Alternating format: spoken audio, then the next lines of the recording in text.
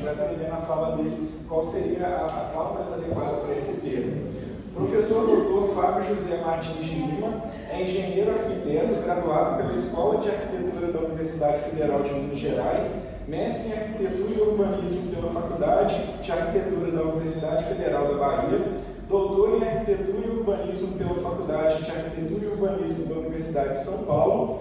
Desde 1999 está vinculado à Faculdade de Arquitetura e Urbanismo da Universidade Federal de Juiz de Fora. Já assumiu as funções de coordenador de curso e atua como pesquisador vinculado à Rede Nacional de Urbanismo.br. No ano de 2020, defendeu o memorial intitulado Urbanismo em Minas Gerais, Itinerários pelas Cidades, tendo sido promovido a professor titular da Universidade Federal de Juiz de Fora, e também desenvolveu o estágio pós-doutoral na Universidade de Veneza. Professor? Muito obrigado.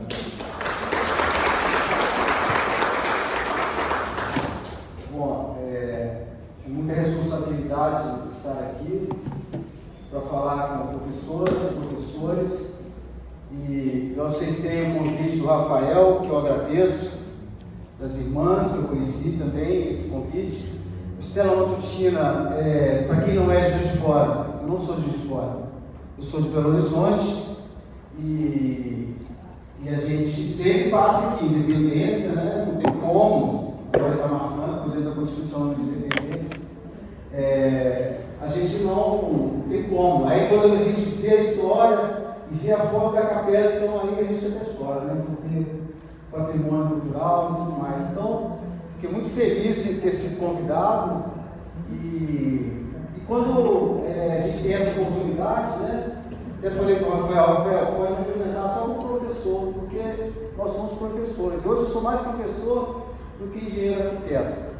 Faço ainda projeto, gosto de desenhar, gosto de projetar, mas a gente na universidade está mais na questão do ensino, né, que a gente foi concursado para isso, né, e tem outras coisas, né, como ele falou, já fui coordenador, já fui chefe de departamento, tem essas funções de gestão que envolvem pessoas não são fáceis, né?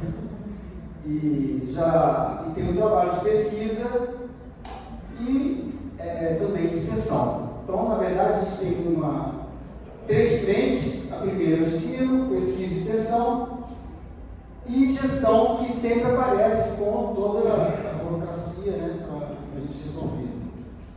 Então, quando eu me preparei para fazer essa fala aqui com vocês, né, que o Rafael falou desse termo que eu não gosto nem de falar, que é arquitetura hostil, eu acho que é muito agressivo, e que nós vamos tentar passar para vocês a minha posição, e eu quero dizer isso também, que eu vou passar para vocês a minha visão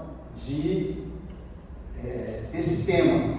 Tema esse que está extremamente ligado a essa campanha da fraternidade, né, que fala da morada. A gente fala da morada, da habitação, né, da casa, do abrigo, enfim, as várias possibilidades que a gente tem de abordar essa questão, que a gente tem um desafio, né, muito grande hoje. Então, como o padre estava falando aqui, o padre Carlos Augusto, eu fui lá na infância, né? Eu preparei um texto bem acadêmico, né? Professor de universidade, mas eu vou deixar ele de lado aqui, mas eu já disponibilizei para o diretor, que deve estar ali, com o município, o Rafael também, que vai disponibilizar para as senhoras, para os senhores, e, enfim, esse só um agradecimento longo. Nesse momento muito difícil também, tenho a dizer, porque quando o Rafael me convidou, a gente estava num outro cenário, né? E aí eu viajei, a gente acertou o dia de hoje, e quando eu estava fora, né, de Juiz de Fora, e quando eu voltei, eu ia chegar no dia do que eu estou chamando da dessa coisa ambiental, né, dessa tragédia ambiental que aconteceu. Né? Ia passar por um bar, que a minha família, eu sou de Belo Horizonte, a minha família é de Caratinga, Uruguaiana, aquela região ali. Eu ia atravessar o furacão, só para trazer a viagem um dia, e quando eu voltei, eu parei em Viçosa, porque não dava para passar, o bar está destruído até agora, eles estão recuperando, né? Depois eu fiquei sabendo de fora, pensei na minha casa, falei, caraca, minha casa, o que aconteceu? E a minha rua teve problema também, teve escorregamento de bosta. Eu fiquei, aí quando eu voltei, eu consegui entrar, veio outra chuva, eu não consegui mais sair, mas na minha casa não teve nenhum problema. Então aqui que o padre estava falando, né, da gente pensar e refletir sobre o que a gente está vivendo e sobre a contribuição que a gente tem, inclusive dentro dessa coisa da campanha da fraternidade, para enfrentar, né, o que eu coloquei ali, enfrentar os desafios para a mobilidade urbana, né, dentro dos nossos espaços públicos. Desafios para a mobilidade urbana, que o padre falou aqui, né, da casa da mãe dele, que tenha uma acessibilidade, né, 90 anos e tudo mais. Então, que a gente falar de casa, de moradia, e pensar em tudo que aconteceu, né? Casas foram alagadas, casas que escorreram pela encosta e escorreram em cima das casas. Então, a questão que a gente tem hoje, né, é a mobilidade. Uma cidade com mobilidade é uma cidade que permite às pessoas usufruírem do que a cidade oferece, né, da cultura, do lazer, do esporte. Se a gente não tem mobilidade, né, Juiz de Fora, com essa tragédia ambiental, a gente ficou, né, incapacitado, os ônibus não funcionavam, né?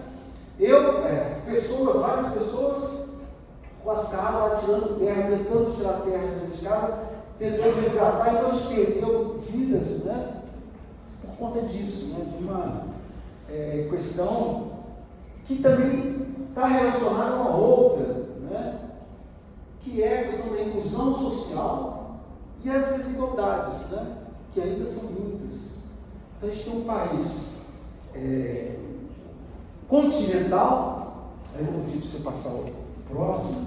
A gente tem um país continental, olha só um minutinho. Então, eu vou abordar. Não o termo arquitetura hostil, já vou explicar. Né? Rafael já anunciou. Eu não gosto de falar em arquitetura hostil. Né? Porque o que é arquitetura? A arquitetura é a apropriação do território para abrigo, para morada. Então a arquitetura hostil não combina, sabe? A arquitetura combina com casa, com acesso, com acessibilidade, com ir e vir, né? E o que faz a ligação com as moradas são os espaços públicos, né? A gente, para chegar no teatro, no cinema, no centro comercial, no centro da cidade, a gente atravessa espaços públicos. Então, na verdade, o termo arquitetura hostil, eu desloquei, né? Eu recusei e passei a tratar em termos de engenhos nocivos, né? Que são engenhos nocivos criados para restringir o acesso, para restringir a mobilidade. Nessa dimensão entre o público e o privado, que é a cidade é o lugar do encontro, do desencontro, né? É o lugar de você caminhar, né? De você correr, de você, enfim. E também de usar o transporte público, né? De usar o transporte individual. Infelizmente, as nossas cidades hoje são muito mais para o transporte individual do que para o transporte coletivo, né? Esse é um outro problema. e trabalhar essa questão desses engenhos que são criados para pessoas excluídas, porque esses engenhos nocivos é para impedir o acesso de pessoas que estão sem lugar, não é? Que estão sem lugar para ir e que estão no desespero.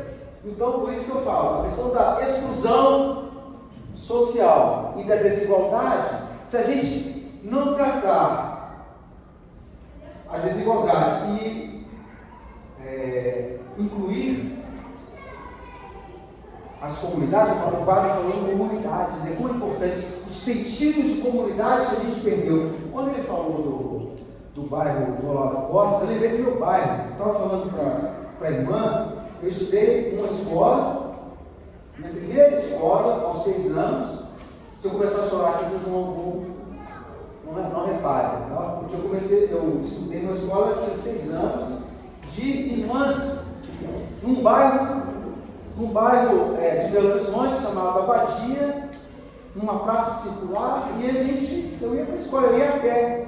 Eu ia da minha casa para essa escola com 6 anos, a pé sozinho. É claro, minha mãe me levou primeiro, meu pai, mas depois a gente ia a pé, porque estava 5 quarteirões de casa. E a gente andava. Então eu sou, assim como o padre falou um pouco, né, dessa coisa do bairro, que tem esse sentido comunitário. Eu nasci em Belo Horizonte e vivi em bairros. Meu pai era pedreiro, minha mãe foi professora de escola rural, depois ela se dedicou aos filhos, né? Mas eu vivi na rua, brincando o tempo todo, rua de terra, ia a pé para a escola. Então essa ideia, né, da gente ter vida comunitária, né, é algo muito importante, que eu acho que também entra por essa questão dos espaços públicos que na verdade é o lugar da liberdade, né? É o lugar que a criança brinca, é o lugar que a gente pratica esporte, é o lugar que a gente consegue assistir um show, né? Enfim, visitar uma feira, ir no mercado. Então é muito importante a gente pensar que a gente só vai melhorar e resolver as dificuldades que a gente vive hoje, né? A gente vive muitas dificuldades, inclusive além dessa tragédia ambiental, que também foi difícil para mim, foi pensar que a gente está vivendo um momento de guerras continuadas, né? Guerras que não param, que estão, que tem pessoas excluídas, né? Sendo, enfim, é uma situação muito triste. Quando te faltar 5 minutos, você me avisa que tempo você acha que eu tinha falado? Então, ali a gente vê algumas imagens, ó.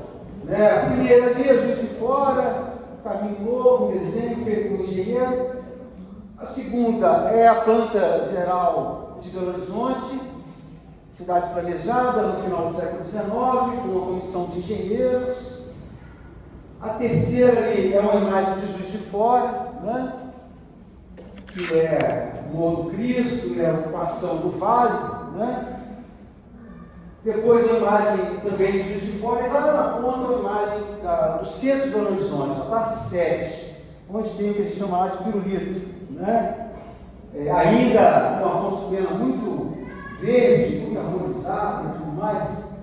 Então, para eu chegar na arquitetura hostil ou nessa questão dos engenhos nocivos, eu dei uma desbordada pelos espaços públicos. Espaços públicos esses, né?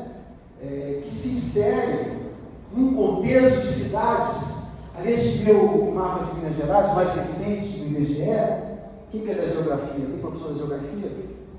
Pois é, o mapa mais da divisão foi feito pelo IBGE, das novas regiões, né? E aí eu marquei a região onde está o Juiz de Fora. Juiz de Fora ainda virou uma referência em termos de polo, né? E ali do lado, né? Então, Minas Gerais, o Brasil, o Estado, o país continental, e nós temos um Estado que é também quase um país, né, na verdade, porque tem mais de 800 municípios. E quando eu falo do espaço público, né, é discutir esses espaços que permitem o ir e vir das pessoas, né? Seja na zona urbana, seja na zona rural. A gente tem as estradas municipais, tem as praças dos distritos, que são também espaços públicos, né? Então a gente pensar que um dos caminhos para a inclusão, para permitir a moradia e para diminuir as desigualdades, é você trabalhar a qualidade dos espaços públicos, né? Porque se você tem uma comunidade viva, né, como o padre falou do Olavo Costa, como eu lembro do meu bairro, que era Pompeia, não era Badia, eu atravessei o bairro do Cidê, com 6 anos eu saí do meu bairro, 5 quarteirões que ia para a escola das irmãs, né? E era um outro bairro. Então, é uma coisa, quando a gente pensa no dia de hoje, né, na realidade que a gente vive, porque quanto maior a exclusão, quanto maior a desigualdade, mais violência. E esse é o problema que a gente tem nos nossos espaços públicos, né? Então, falar de morada é falar que, para a gente chegar num caminho diferente desse que o padre falou no Olavo Costa, é a gente trabalhar a requalificação dos nossos espaços públicos, que é a base de tudo.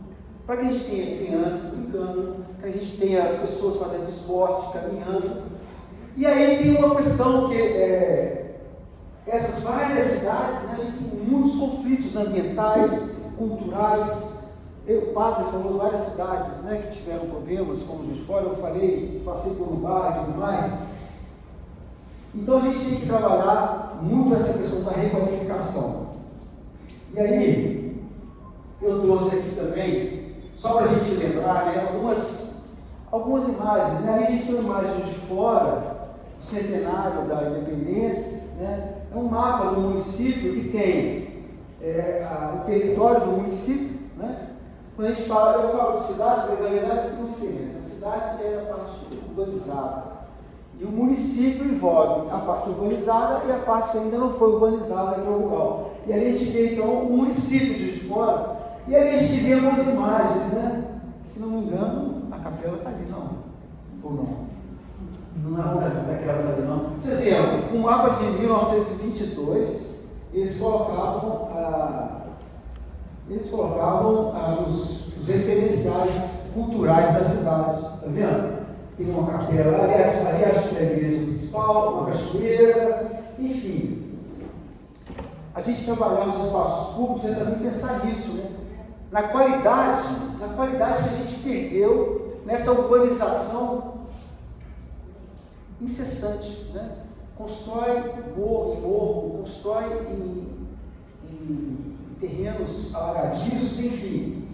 Então, a gente vê algumas imagens, e eu vou buscar um pouco atrás, né? Quando a gente fala de espaço público ou espaços urbanos, nesse contexto de cidade, é esse espaço da liberdade, né? Que a gente, se a gente quiser buscar a origem, a gente tem que ir nos povos originários e pensar nos aldeamentos, né? Nas várias etnias, como que as crianças viviam, né? A liberdade. Então, acho que pensar em espaço público é pensar em espaços humanos, como eram os espaços desses aldeamentos que foram, aos poucos, né, colonizados e inicialmente, né, com a matriz portuguesa, e esse espaço que era o espaço rural, o espaço da floresta, ali, né, a casa dos indígenas, vai se transformar em espaços urbanizados dentro de uma urbanização, primeiramente, né, com muito vínculo à maneira de fazer portuguesa, né? Inicialmente com muitas defesas, né? Cidades militares, com engenhos nocivos para impedir a invasão dos franceses, dos holandeses, né? Os franceses conseguiram invadir Cabo Frio, os holandeses conseguiram invadir Recife. Então, a primeira geração de cidades que a gente tem são cidades com muitos engenhos possíveis para se defender, tanto de quem vem de fora, quanto de quem estava aqui, porque os povos originários foram quase que massacrados, mas ainda tem muitas etnias ainda que existiram, né? Então, de um lado tinha os indígenas, né? E de outro lado os outros colonizadores, além dos portugueses. Então a gente vê que um processo em que esses espaços públicos, né, vão se transformando, né? Por favor. Aí a gente vai ver ali uma outra imagem, essa é de Belo Horizonte. Belo Horizonte, capital planejada, inaugurada em 12 de dezembro de 1897, e ali, naquela imagem da direita, a Praça da Liberdade, em frente ao Palácio do Governo do Estado, naquele momento, né? Aí a gente está vendo o Coreto, porque a gente está vendo ali uma festa, a festa da inauguração da cidade planejada pelos engenheiros. Ainda estava assim, meio feita, meio inacabada, muita poeira, muita coisa sem fazer, mas inaugurado, se inaugurasse, voltava para Vila Rica, né? Que era o que os políticos de Vila Rica queriam.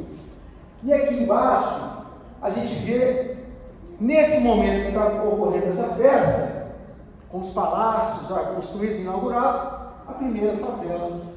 E quem está morando ali? Os trabalhadores que construíram os palácios, que construíram aquele coreto, né? que edificaram a cidade. Eles ficaram sem lugar para morar.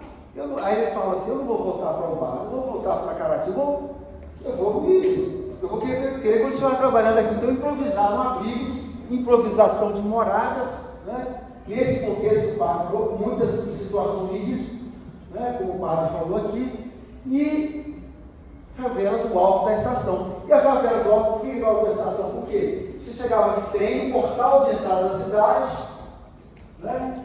Que eu não vou estar ali no centro da cidade. Você olhava para um lado, a cidade planejada sendo construída, os palácios, edifícios, o bairro comercial, e olhava para trás e via a cidade dos excluídos. Então já estava lá, logo na fundação da cidade, né? Então esse tema é um tema ainda muito recorrente, né? Que é nós, né? Eu me sinto assim, quando eu vejo o que aconteceu aqui, eu me sinto um pouco assim, triste. Mas eu respiro, dentro do que o padre falou, que a irmã falou, eu respiro e falo assim: não, não posso perder a esperança, eu sou um professor, eu tenho que passar por meus estudantes que nem tudo está perdido, né? E que a gente vai conseguir sair dessa. A próxima, por favor.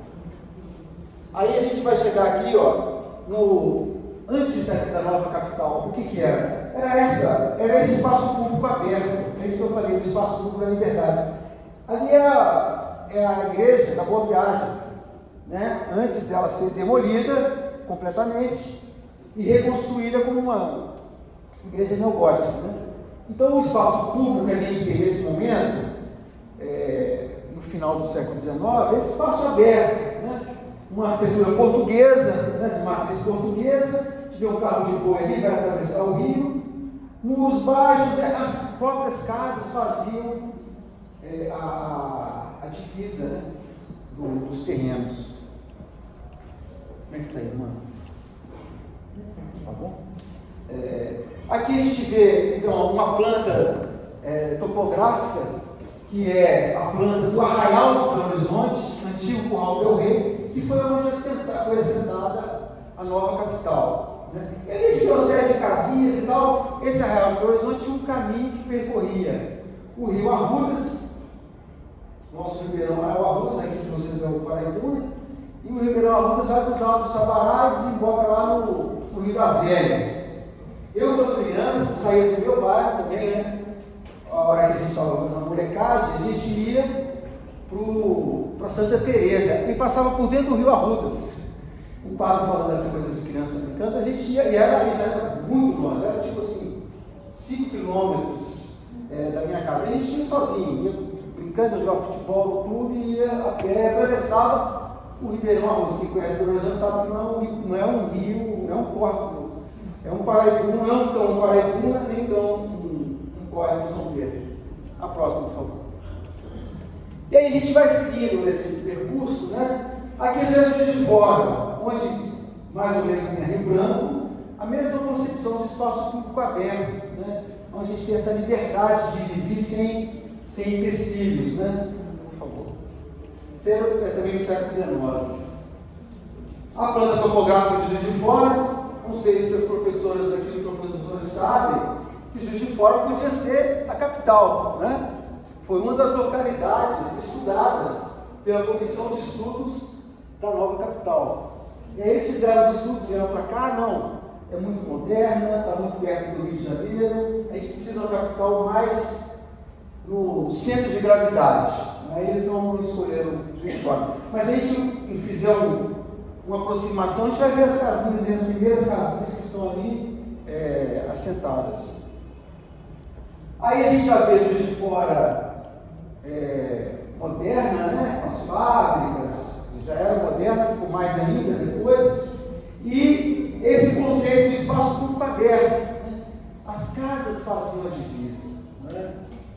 É claro que nesse momento tinha exclusão, tinha pobreza, tinha gente morando em casebre, tinha pessoas morando em situações de risco e tudo mais, mas a concepção do espaço público na cidade era esse, jardinamentos franceses, né? As ruas arborizadas, bulevares, como foi Belo Horizonte, né? Ou seja, um espaço público de qualidade, né? Que buscava a qualidade, com um meio de transporte, carroças e bondes movidos a animais, né? Mas já tinha bondes de transporte público.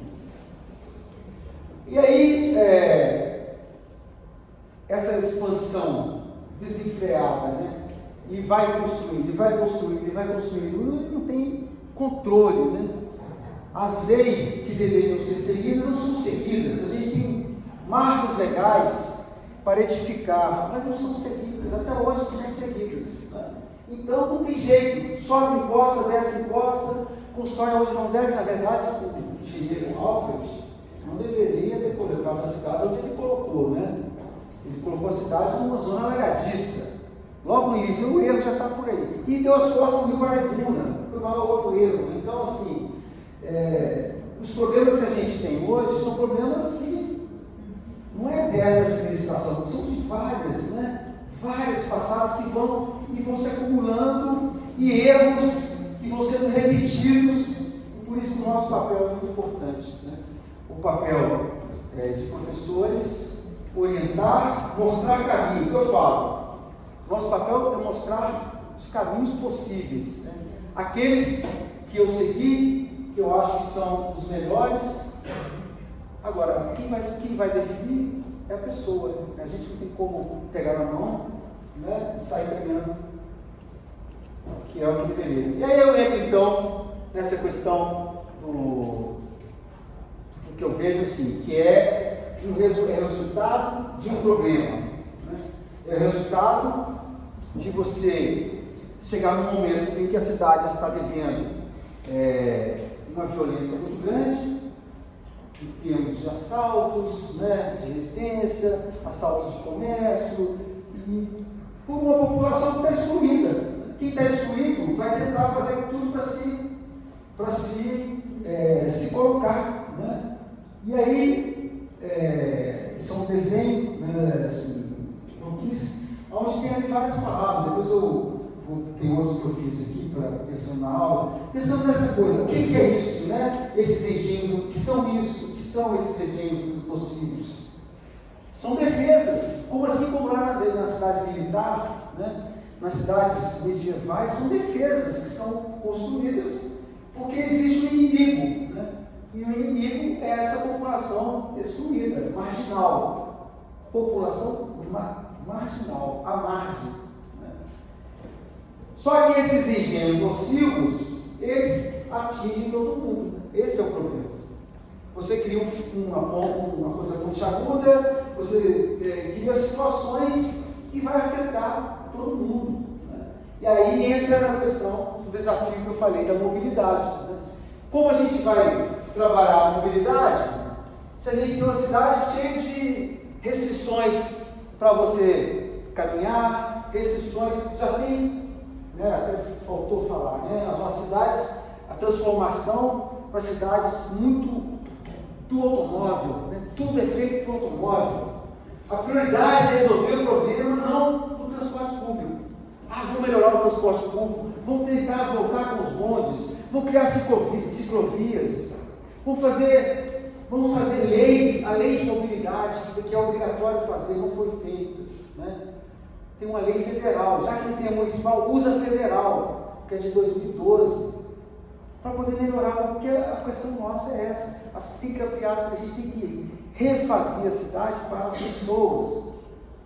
Refazer a cidade para as pessoas é redesenhar tudo, os passeios, sabe, rampas. Ao invés da gente descer o meu fio, a gente tem que passar em nível. O carro que tem que subir o meu fio, né? Isso é uma visão assim tão lógico, né? E aí, não, você tem que descer o meu fio, ficar exposto e subir o meu fio. Quem tem dificuldade, às vezes nem consegue fazer, né, a caminhada, né? Então você vai, cada vez mais, os espaços públicos vão ficando pontiagudos, vão ficando nocivos às pessoas. Então hoje, eu falo com as minhas estudantes, com os meus estudantes, nós precisamos de encontrar caminhos para reconstruir, sabe? Para reconstruir as nossas cidades, nessa dimensão que não dá para fazer uma cidade nova, né? Seria ótimo. Ah não, essa não deu, alguns trechos agora vai ter que ser feito, né? Esses trechos de costas que tiveram escorregamento, esses trechos alagadiços, ninguém vai querer continuar morando. Então ali tem que realmente remover. Alguns refazimentos vão ter que ser mesmo totais. Outros não tem jeito. Então outros você vai ter que fazer reforma. E reforma não é fácil, né? É mais caro. Vide aí, as reformas estão sendo feitas para resolver o problema da drenagem.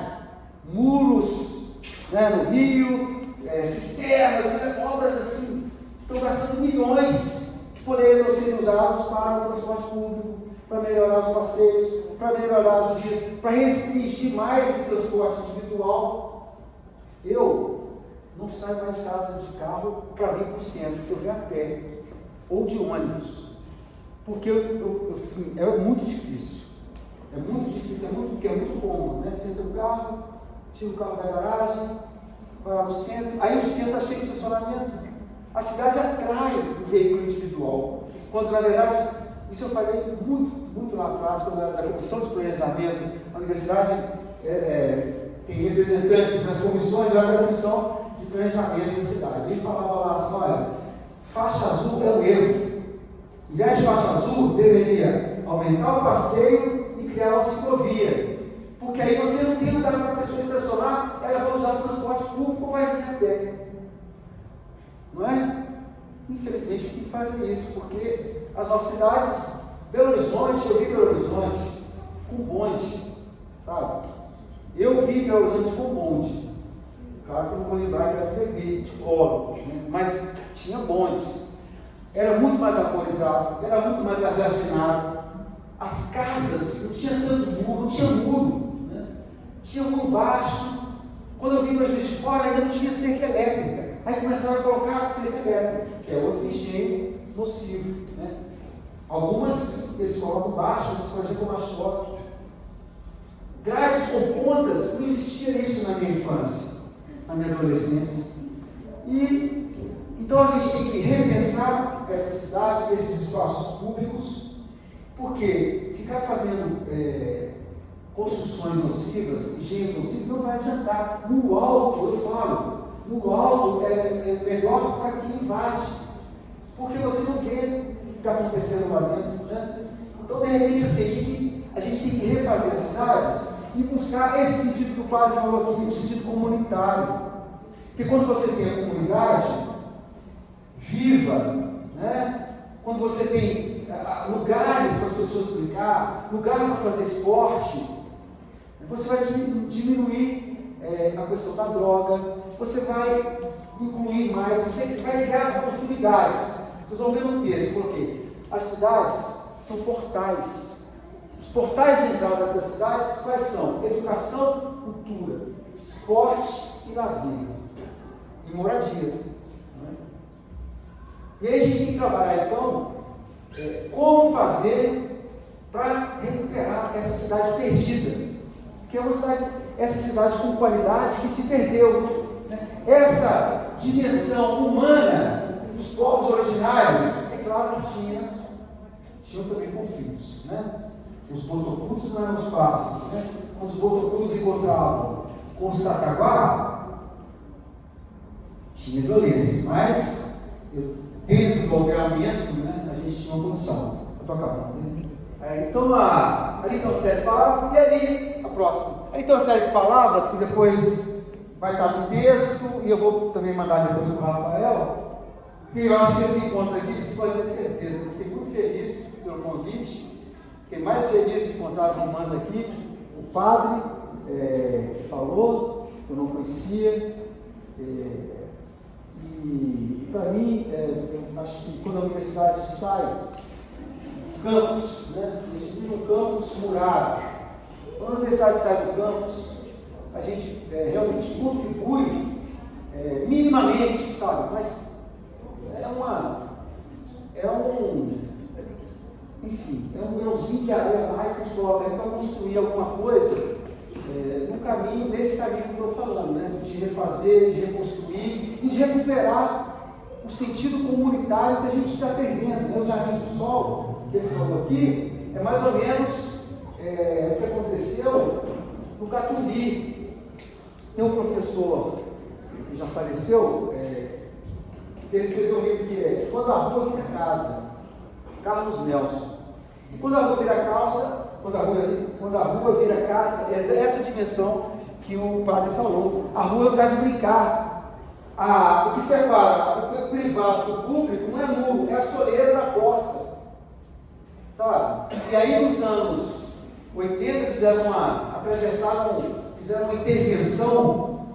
Eu não falo de intervenção mais, intervenção arquitetura, não. Eu falo nos anos assim, proposição. Porque proposição envolve a comunidade. Se a gente não envolver a comunidade, as comunidades nessa reconstrução da cidade, não vai adiantar nada. Buscar o sentido comunitário de novo é envolver a comunidade, como o padre falou aqui, nessas campanhas que existem de fraternidade, né?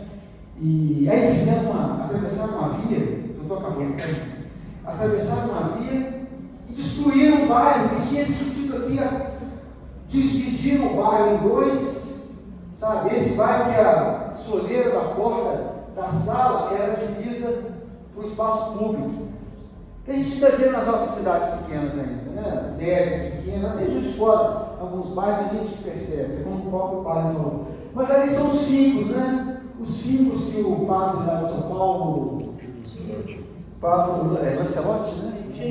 Júlio Lancelotti, né? Está sempre lá insistindo e tal, porque realmente, eu morei em Salvador, né? Quando eu morei em Salvador, eu ia para pegar o ônibus no terminal, e o terminal não tinha lugar para sentar. Terminal de ônibus novo, moderninho, feito por arquiteto. Aí tinha um tubo assim, ó. Aí a gente chegava lá, depois de ter ficado o dia todo na faculdade, feito capoeira, Angola, esperar o ônibus, eu deitava no tubo, era o único lugar que eu tinha para esticar a coluna, porque no chão não dava, né? Era muito, ficava vulnerável, tinha barata, tem medo de barata. E aí ficava no tubo, barata que sobe tubo. Então era o melhor lugar para ficar. Mas é isso, as nossas cidades, seja de maneira improvisada, ou seja de maneira planejada, estão cada vez mais virando cidades fortificadas, né? Condomínios fechados, com segurança 24 horas, para você entrar assim, quase que fazer raio-x como se estivesse no aeroporto. E eu trouxe alguns exemplos de fincos, né? E eu vou então ficar à disposição de vocês. Agradeço mais uma vez, tem mais um aí. Para finalizar, eu tenho as referências também. Eu exagerei as referências, tá? Vocês vão ver o texto para ajudar para vocês aí que quiserem mergulhar um pouco mais. E, finalmente, com muita honra, muito obrigado.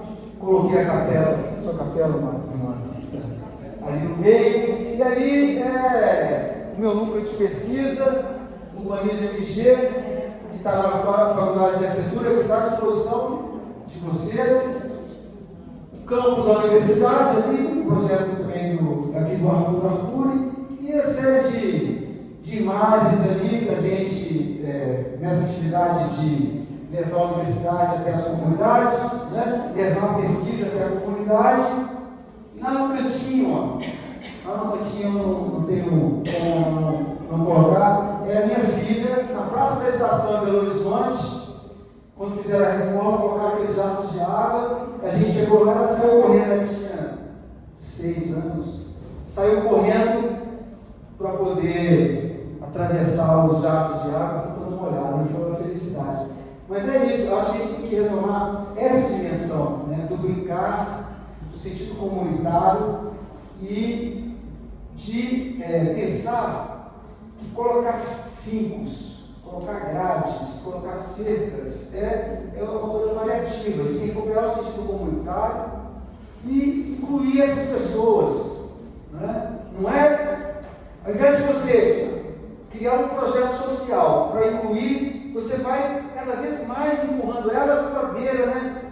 Para a beira da encosta. Então, assim, quem está excluído, quem está nessa dimensão da desigualdade, não tem como, a gente tem que fazer alguma coisa, né? E aí eu acho muito importante essa campanha da fraternidade, trabalhar essa questão da morada, porque a morada é tudo, né? A morada é o abrigo, a morada é o lugar em que a gente consegue recuperar para trabalhar, para brincar, para fazer esporte, cultura, lazer. Muito obrigado, pessoal.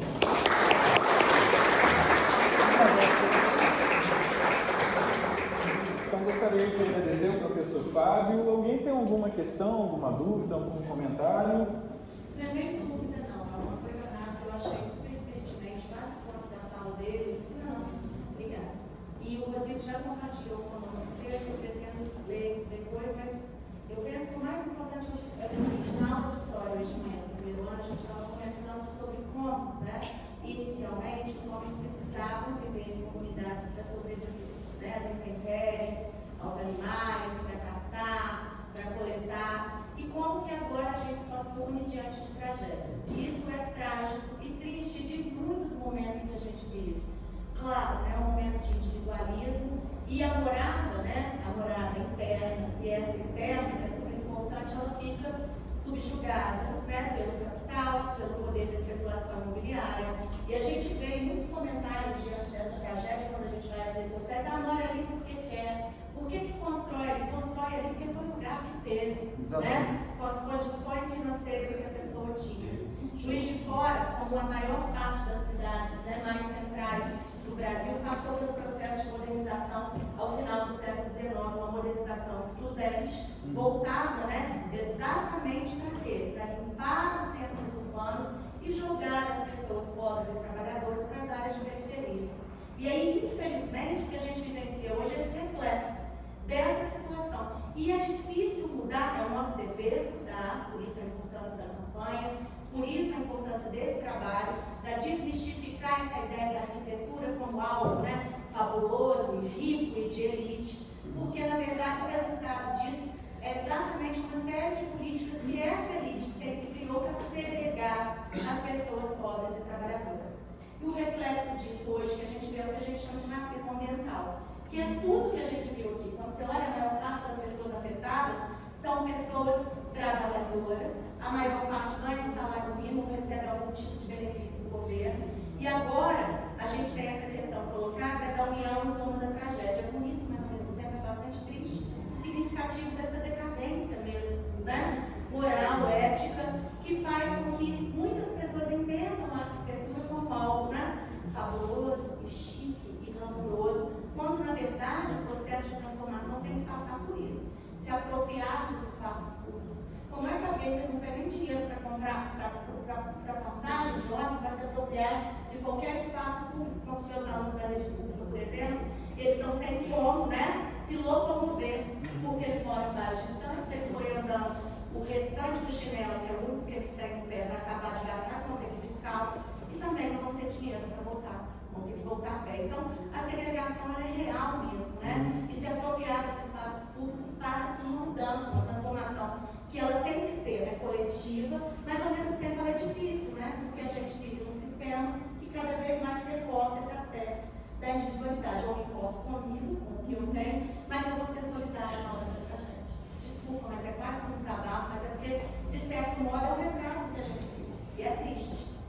Infelizmente, essa questão da segregação, que está no texto também, é importante a gente dizer, né? Você vai lá no século XIX, né? Os negros, né? As negras que foram libertas, né? Eles não vão ter lugar para ficar e eles não, né? As moradias populares vão ser proibidas, né? Cortiço, que era moradia, foi proibido, né? No Rio de Janeiro, no centro de Belo Horizonte. Eu comecei com o Museu da Favela, né? Então, essa questão que a gente vive hoje vem de muito tempo, né? Então, recuperar o sentido comunitário é recuperar isso, pensar que a arquitetura é pensar a acessibilidade, é pensar a mobilidade, é pensar o conforto independente, não é, sabe, a casa de morada, ela tem que ter qualidade, e não, né, essa coisa que a gente vê hoje, de muitos com muitos recursos, né, e a maioria, né, poucos com muitos recursos, e a maioria, né, passando essas dificuldades e vivendo onde consegue. É isso que você falou, as pessoas se apropriam dos lugares que elas conseguem se estabelecer, né? É isso. Eu penso que nós temos um grande desafio este ano, né? Para a gente trabalhar aí nos nossos projetos pedagógicos essa questão. Acho que o padre trouxe bem claro em relação ao pensar, né? Não simplesmente ao pensar o que eu estou fazendo, pensar como estou agindo, e ele trouxe para nós também, completou o sentido comunitário. Então, acho que para nós, nos nossos projetos político-pedagógicos, nós temos que pensar isso. E este ano, né, como a Bruna fala, não é